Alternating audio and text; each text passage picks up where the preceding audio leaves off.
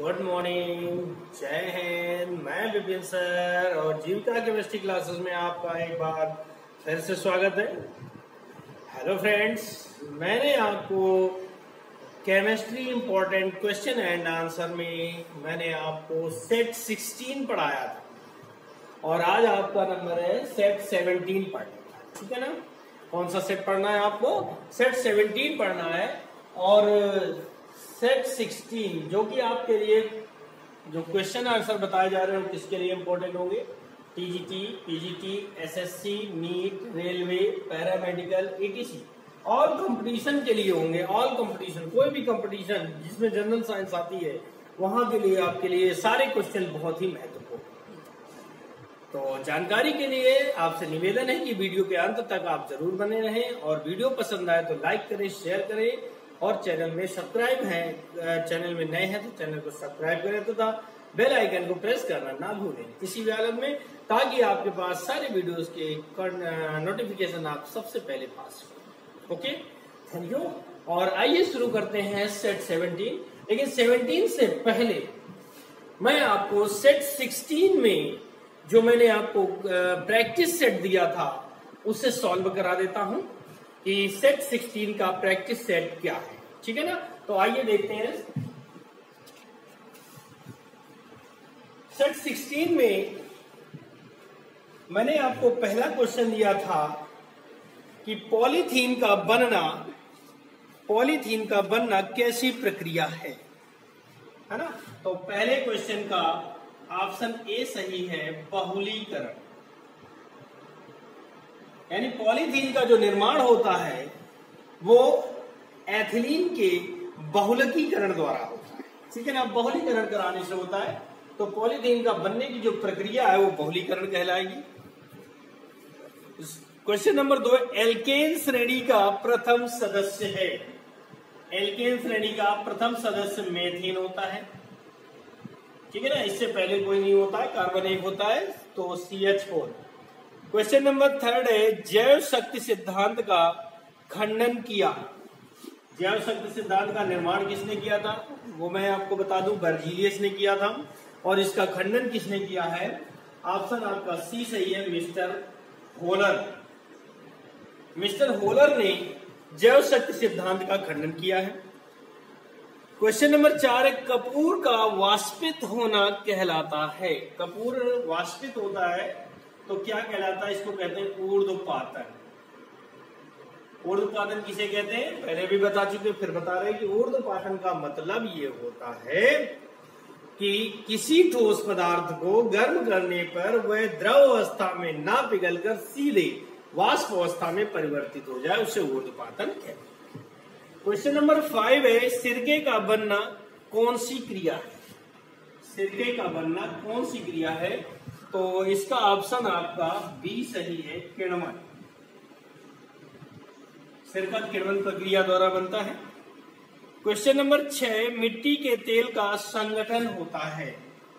इसका ए सही है, C10 से C16। C10 से C16 मिट्टी का तेल होता है। क्वेश्चन नंबर 7 है, गोबर गैस में मुख्य रूप से होती है। गोबर गैस में मुख्य रूप से ऑप्शन आपका ए सही है, CH4 होता है।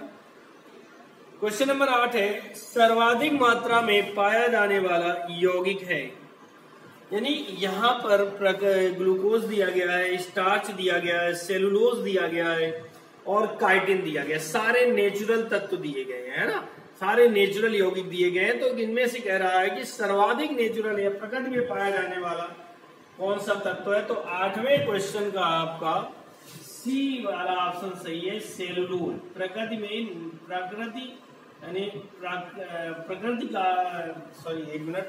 प्रकृति रूप में पाया जाने वाला, सबसे अधिक मात्रा में पाया जाने वाला सेलुलोज। पैराफिन मोम प्राप्त होता है। क्वेश्चन नंबर 9 का बी सही है, पेट्रोलियम से। पैराफिन मोम पेट्रोलियम से प्राप्त होता है।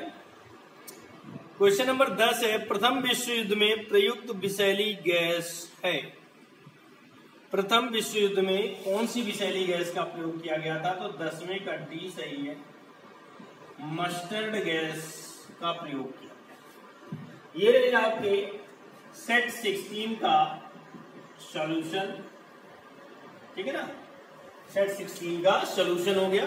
और अब स्टार्ट करते हैं क्वेश्चन नंबर 341 यानी सेट 17। तो आइए देखते हैं क्या है सेट 17। चलिए भैया, क्वेश्चन नंबर 341 341 पर क्या कह रहा है कि किण्वन क्रिया में छूट गया, किण्वन क्रिया में कौन सी गैस निकलती है। यानी जब किण्वन क्रिया होती है तो कौन सी गैस बाहर निकलती है, तो आपका आंसर होगा CO2। आंसर होगा CO2 गैस बाहर निकलती है। 342 है, शीत प्रधान देशों में ऑटोमोबाइल गाड़ियों के रेडिएटर में एंटी फ्रीज मिश्रण का प्रयोग किया जाता है। यह होता है, देखिए शीत प्रधान देशों में क्या होता है कि अगर रेडिएटर में केवल पानी डाला जाएगा तो वो जम जाएगा, ठीक है ना, फिर गाड़ी के स्टार्ट होने में चलने में प्रॉब्लम होगी। इसलिए इसमें एंटी फ्रीज मतलब जो जमे नहीं ऐसे मिश्रण का प्रयोग किया जाता है। तो यहां पर पूछ रहा है कि इस मिश्रण में क्या क्या मिला होता है, ठीक है ना, क्या क्या मिला होता है। तो इसमें होता है पानी प्लस एथिलीन ग्लाइकॉल। क्या होता है, पानी होता है प्लस एथिलीन ग्लाइकॉल होता है। इन दोनों के मिश्रण का प्रयोग एंटी फ्रीज के रूप में किया जाता है। इन दोनों के मिश्रण का प्रयोग एंटी फ्रीज के रूप में किया जाता है। 343 कह रहा है फॉर्मेल्डिहाइड का 40% विलयन कहलाता है। मतलब कि 60% पानी और 40% फॉर्मेल्डिहाइड, तो इसका मिश्रण जो है वो कहलाएगा फार्मेलिन, ठीक है ना। क्या कहलाएगा, फार्मेलिन। फार्मेलिन का उपयोग कहां पर किया जाता है, जीवों के संरक्षण में किया जाता है। आपने देखा होगा जो बच्चे बायोलॉजी के स्टूडेंट्स हैं उन्होंने प्रैक्टिकल के दौरान स्पेसिमेन देखे होंगे जिसमें कि कांच के बॉक्स में एक अंदर जीव बंद रहता है और पानी जैसा तरल पदार्थ भरा होता है, वो फार्मेलिन होता है। फार्मेलिन में क्या होता है, बॉडी का डिकम्पोजिशन यानी अपघटन नहीं होता है और बॉडी हमारी सालों साल सुरक्षित रहती है। मूत्र रोगों में प्रयुक्त यूरोट्रोपिन किससे बनाया जाता है। मूत्र रोगों में प्रयुक्त यूरोट्रोपिन किससे बनाया जाता है, ये बनता है भैया फॉर्मेल्डिहाइड से। किससे बनता है, फॉर्मेल्डिहाइड से बनता है। इसका सूत्र होता है HCHO, ठीक है। फिर कह रहा है यूरोट्रोपिन क्या है। अगला क्वेश्चन है यूरोट्रोपिन क्या है, तो इसका नाम होता है हेक्सामेथिलीन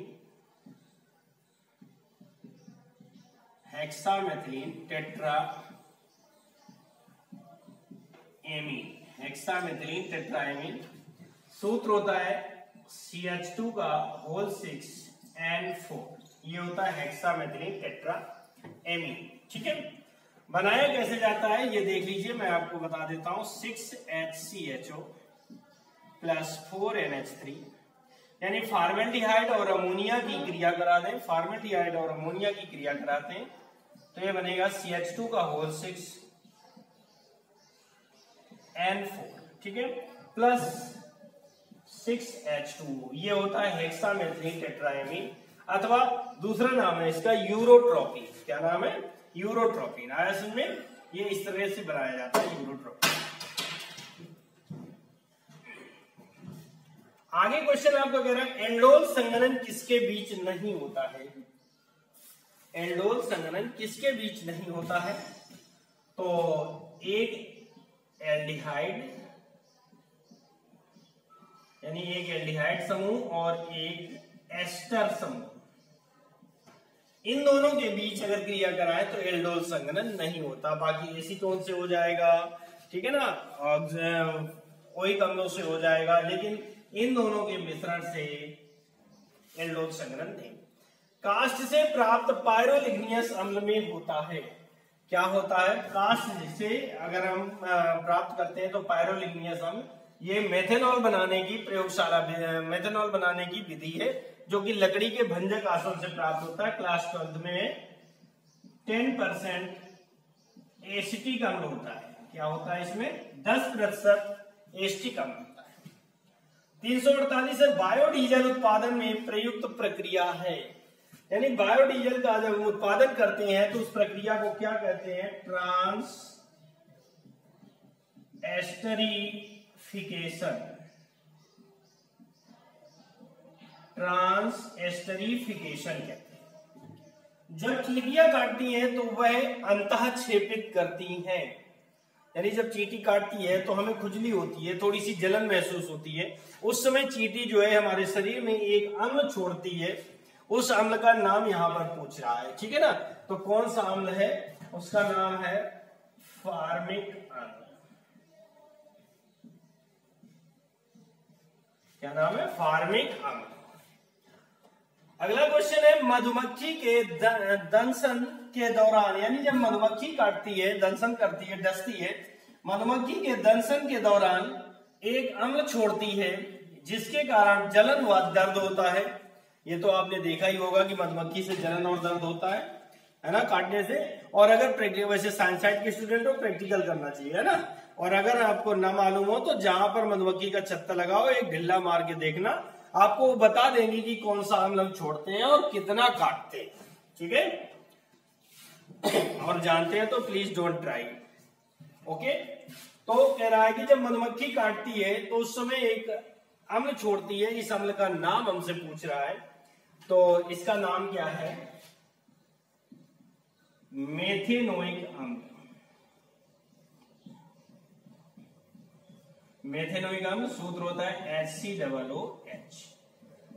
HCOOH मतलब क्या हुआ? ये फार्मिक अम्ल साधारण नाम है और मेथेनोइक अम्ल IUPAC नाम है। तो चींटी काटे या मधुमक्खी काटे, दोनों एक ही अम्ल का श्रावण करते।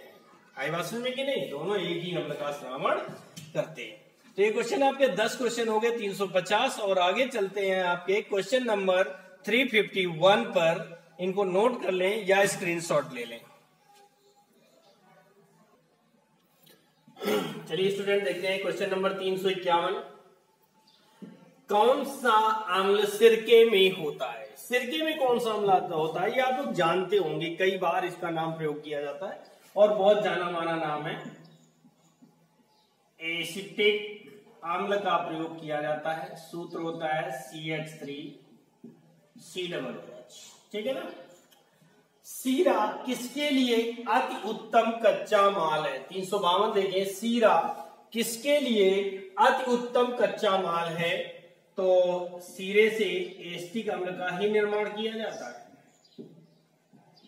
तो ये एस्टिक अम्ल का ही कच्चा माल है, ठीक है ना। किसका है? एस्टिक अम्ल का ही कच्चा माल है। अगला सिरके का प्रमुख घटक है, इसका भी आंसर वही होगा, एसिटिक अम्ल। फिर सिरके को लैटिन भाषा में कहते हैं। सिरके को लैटिन भाषा में कहते हैं, क्या कहते होंगे? गैस करिए। एसीटम। एसीटम कहते हैं सिरके को। सिरका क्या है? अगला क्वेश्चन कह रहा है सिरका क्या है? तो जल में 5% एसिटिक अम्ल का मिश्रण। देखिए आप लोगों ने सिरका बहुत यूज करते हैं, चाउमीन बनाने में प्रयोग किया जाता है ना, अचार वगैरह बनाने में प्रयोग किया जाता है। लेकिन सिरका के बारे में इतनी सारी जानकारी आप नहीं जान रहे होंगे जितनी कि मैंने अभी आपको बता दी कि सिरका में बनाया कैसे जाता है। एसिटिक अम्ल का यानी जल में 5% एसिटिक अम्ल मिलाया जाता है तो सिरका बनकर तैयार हो जाता है। आगे देखिए, यदि दूध को काफी समय तक रख दिया जाए तो वह खट्टा हो जाता है। अब देखिए, अभी आपने पीछे जनरल साइंस में पढ़ा होगा कि अम्ल जो है वो स्वाद में खट्टे होते हैं। स्वाद में खट्टा कौन होता है? अम्ल होता है ना।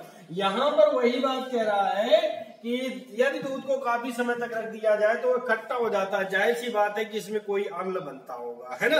अब कौन सा अम्ल बनता है? तो उसका जवाब है आपका लैक्टिक अम्ल, ठीक है। क्यों? क्योंकि दूध में लैक्टोज शर्करा पाई जाती है। कौन सी शर्करा होती है? लैक्टोज शर्करा होती है, जो लैक्टोबैसिलस लैक्टिस नामक जीवाणु द्वारा लैक्टिक एसिड में परिवर्तित हो जाती है। ठीक है ना। दूध में एक जीवाणु पाया जाता है, बैक्टीरिया मिलता है जिसका नाम है लैक्टोबैसिलस लैक्टिस। वह दूध की लैक्टोज शर्करा को लैक्टिक एसिड में परिवर्तित कर देता है, इसलिए दूध हमारा खट्टा हो जाता है। नींबू खट्टा क्यों होता है? फिर वही बात आ गई। देखो भैया, जो चीज खट्टी है वो क्या होगी? अम्ल होगी। अब इसमें कौन सा अम्ल होता है? साइट्रिक अम्ल।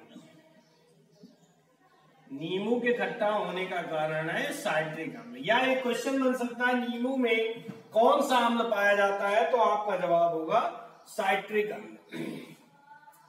ठीक। आगे, फोटोग्राफी में कौन सा अम्ल प्रयोग किया जाता है? फोटोग्राफी, फोटो खींचते हैं ना, कैमरा से फोटो खींचते हैं। फोटो खींचने के बाद फोटो बनाने में किस अम्ल का प्रयोग किया जाता है? तो वो नाम है ऑक्सैलिक अम्ल। ऑक्सैलिक अम्ल का प्रयोग किया जाता है और इसका सूत्र होता है COOH। ये ठीक है, ये ऑक्सैलिक अम्ल। फिर फोटोग्राफी में ऑक्सैलिक अम्ल का प्रयोग किस रूप में होता है? देखिए, इसका आंसर इसने दे दिया और आगे पूछ रहा है ऑक्सैलिक अम्ल का प्रयोग किस रूप में किया जाता है। ठीक है ना, किस रूप में किया जाता है? तो इसका जवाब होगा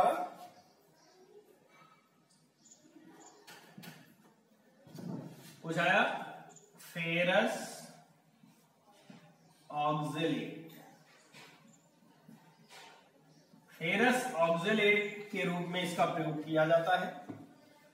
360 है, स्याही के धब्बों को हटाने के लिए प्रयुक्त किया जाता है। यानी हमारे कपड़ों वगैरह में जो इंक गिर जाती है, कलर गिर जाता है, उस कलर के धब्बों को हटाने के लिए, समाप्त करने के लिए किसका प्रयोग करते हैं? तो भैया यही आंसर है आपका, ऑक्सैलिक अम्ल का ही प्रयोग किया जाता है। ठीक है ना, किसका प्रयोग करते हैं? ऑक्सैलिक अम्ल का ही प्रयोग करते हैं स्याही के धब्बों को हटाने के लिए। ठीक है ना। यहां तक आपके कुल मिलाकर सेट 17 की 20 क्वेश्चन की सीरीज कंप्लीट हो जाती है और अब आपका समय है प्रैक्टिस सेट देने का, है ना। तो अब आप चलते हैं प्रैक्टिस सेट के पास।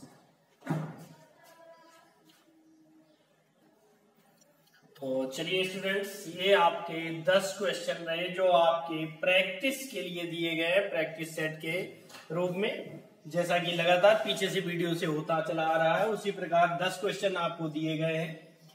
ठीक है ना। इनमें से आपको टिक करना है, बहुत ध्यान से पढ़ना। कुछ क्वेश्चन मैंने घुमा कर दिए हैं जिनके आंसर आपको देने हैं। ठीक है, बहुत ध्यान से मेहनत करेंगे और तैयारी करते रहे आप लोग। ठीक है, ओके। और वीडियो के अंत में एक रिक्वेस्ट, वीडियो पसंद आए तो लाइक करें, शेयर करें। Okay, thank you. जय हिंद, जय भारत।